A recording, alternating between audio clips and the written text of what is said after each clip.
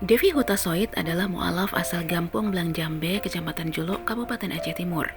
Ia merupakan salah seorang penerima bantuan pemberdayaan ekonomi mu'alaf yang kini sukses menjalankan bisnis optik keliling.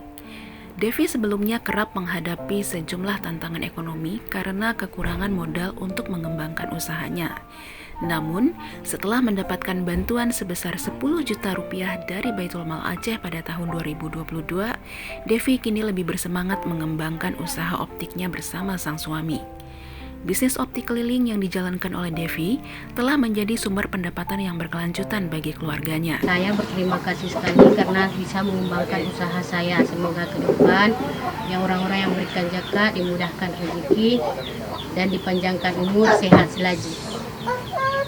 Usaha ini juga memberikan kemudahan akses kepada warga sekitar untuk mendapatkan kacamata yang mereka butuhkan tanpa harus bepergian jauh.